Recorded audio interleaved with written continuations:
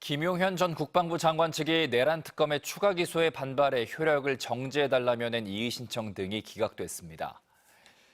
서울고법은 김 전 장관 측이 별건 기소라며 반발하며 낸 추가 기소에 대해 이의 신청과 집행정지 신청을 기각했습니다. 앞서 조은석 내란특별검사는 지난 18일 수사를 개시하며 김 전 장관을 위계에 의한 공무집행 방해와 증거인멸 교사 혐의로 추가 기소하고 김 전 장관에 대한 보석 취소 및 추가 구속영장 발부를 요청했습니다. 김 전 장관 측은 별건 기소라고 반발했지만 이번 법원 판단에 따라 특검의 추가 기소 처분이 적법성과 타당성을 인정한 것으로 풀이됩니다. 조은석 내란특검은 오늘 추가 기소가 잘못됐다며 김용현 전 국방장관 측이 낸 집행정지 및 이의 신청을 각하 기각해달라는 의견서를 냈습니다. 특검은 의견서에서 김 전 장관의 이의 신청이 절차적 문제가 있어 각하되어야 하며 이의 신청으로 문제 삼은 내용 자체도 어불성설이라 기각해야 한다고 주장한 것으로 확인됐습니다. 앞서 특검은 추가 구속영장 발부를 요청했고 김 전 장관 측의 반발에도 추가 기소한 사건을 맡은 재판부에서 오는 월요일 구속영장 신문이 열릴 예정입니다. 특검보들과 첫 상견례를 가진 순직해병 이명현 특검은 윤 전 대통령 대면 조사는 당연하다고 했습니다. 서면 조사나 방문 조사 등의 편법이 아닌 불러서 조사하겠다는 의지를 강조한 겁니다. 출석 요구에 불응하면 체포영장을 청구하는 것이 원칙이라고도 했습니다. 최상병 순직 사건과 수사 외압 의혹을 수사하는 순직해병 특검은 어젯밤 늦게 류관석, 이금규, 김숙정, 정민영 변호사가 특검보로 임명됐습니다. 3대 특검 중 인선이 가장 늦어진 만큼 수사 개시 준비에 속도를 올릴 전망입니다.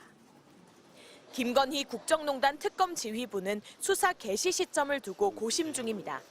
16개 의혹을 들여다봐야 하는 만큼 어떤 의혹부터 수사할지도 함께 논의 중인 것으로 전해졌습니다. MBC 뉴스 구나연입니다.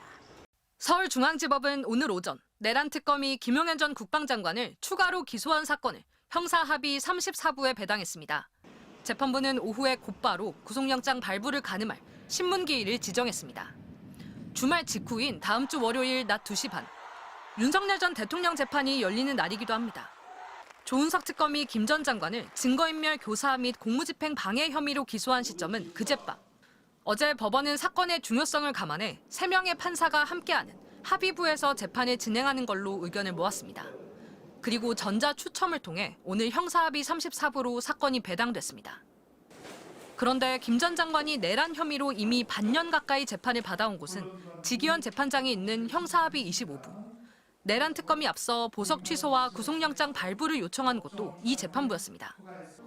6개월 구속기간이 엿새밖에 남지 않아 사건 병합이나 영장 발부 주체를 어느 재판부로 할지 고민하다 김 전 장관이 석방될 수도 있는 상황이었는데 형사 34부가 구속영장 신문을 진행하겠다고 밝힌 겁니다.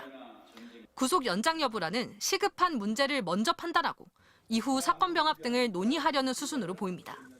내란 특검은 구속 촉구 의견서를 다시 냈고 김용현 전 장관 측은 법원이 절차를 어기고 신문기일을 바로 지정했다며 조은석 특검과 형사 34부 재판부를 직권남용 혐의로 고발하겠다고 했습니다. 신문기일 변경도 신청했습니다.